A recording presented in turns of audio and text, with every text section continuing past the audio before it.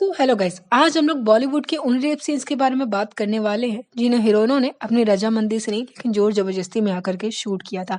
जी हाँ guys, generally जब भी ऐसा संजीदा सीन शूट करना होता है तो अभिनेत्रियों से पहले रजामंदी ली जाती है और डायरेक्टर उन्हें सीन के बारे में अच्छे से बताते हैं, समझाते हैं और उन्हें इस बात का आश्वासन दिलाते हैं कि कुछ भी गलत नहीं होगा, उनकी सेफ्टी, उनकी सिक्योरिटी, हर चीज का ध्यान रखा जाएगा।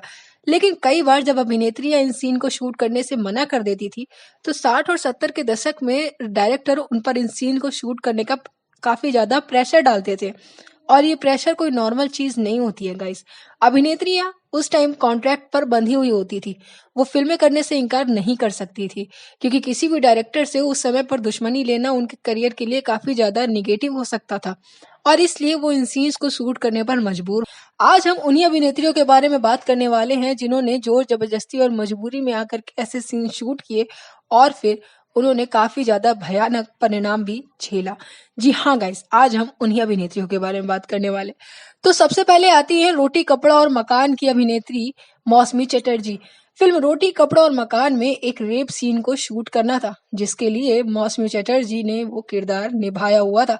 मौसमी चटर्जी उस टाइम तुलसी नाम की महिला का एक किरदार निभा रही थी जो एक अकेली इंडिपेंडेंट स्ट्रांग वुमेन थी। लेकिन तभी जब वो एक दुकान में थी तो 3 आदमी उनका फायदा उठाने की कोशिश करते हैं। इस सीन को शूट करते वक्त मौसमी चटर्जी उस समय प्रेग्नेंट थी। वो इस सीन को शूट नहीं करना चाहती थी और उन्होंने साफ शब्दों में डायरेक्टर को मना भी कर दिया था। लेकिन इसके बावजूद डायरेक्टर ने उनकी एक ना सुनी और उनसे जबरदस्ती ये सीन शूट करवाया।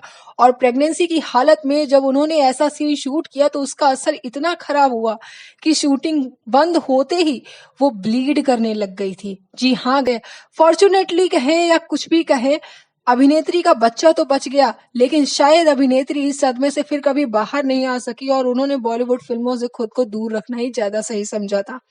जी हाँ गाइस, वहीं दूसरे नंबर पर आती हैं माधुरी दीक्षित। फिल्म प्रेम ग्रंथ में माधुरी दीक्षित और रंजीत सिंह के बीच भी एक रेप सीन को शूट होना था जिसके लिए माधुरी दीक्षित सही नहीं थी, वो सहज महसूस नहीं कर रही थी।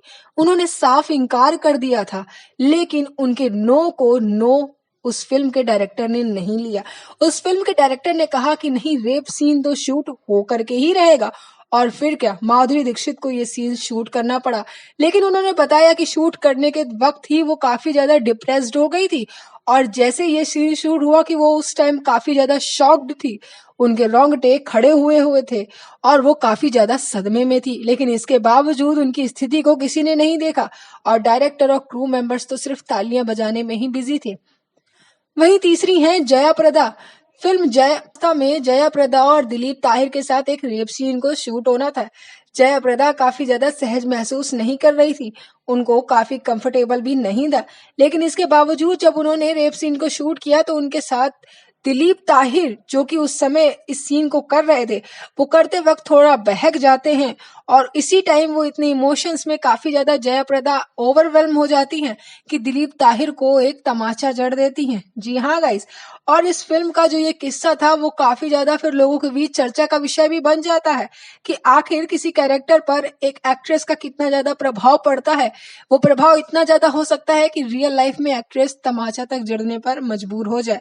सो वेल, हालांकि 60 और 70 के दशक में मेंटल हेल्थ का तो इतना ध्यान नहीं दिया जाता था और जिसका सारा निगेटिव इम्पैक्ट सिर्फ अभिनेत्रियों की झोली पर ही जाता था।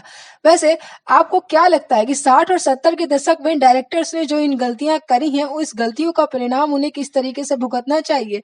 क्या उन्होंने जो किया उसके लिए उन्हें ऐसे ही छोड़ देना चाहिए? आप अपने थॉट्स कमेंट सेक्शन में जरूर बताइएगा।